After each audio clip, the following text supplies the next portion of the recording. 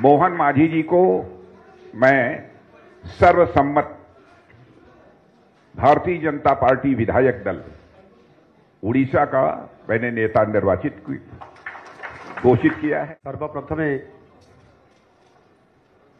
जगतर नाथ जगन्नाथ ओडिशार आराध्य देवता महाप्रभु जगन्नाथ को मोर कोटि कोटि नमस्कार और प्रणाम जनाऊँ।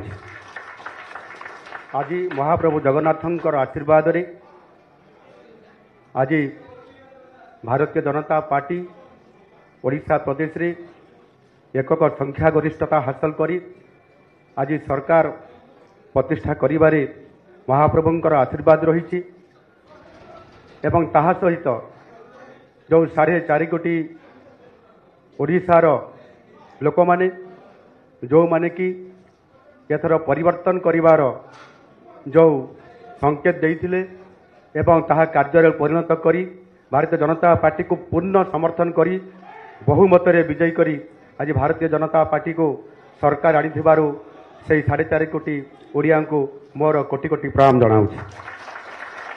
धन्यवाद दूची एवं आज जो दीर्घ 24 वर्षर शासन थिला तार परिवर्तन होती एवं लोक माने जो आशा एवं आकांक्षा एवं ओडिशार विकास पाई जेबड़ी भाव में भारतीय जनता पार्टी प्रति आस्था प्रकट करिसंती निश्चित भाव में भारतीय जनता पार्टी आगामी दिन में ताकू संपूर्ण भाव में पूरण करने सहित ओडिशा को भारत वर्ष रे 1 नंबर राज्य में परिणत करने निश्चित भाव में आज संकल्प नौछि एवं ता निश्चित भाव में आगामी दिन में ता कार्यकारी करिवो।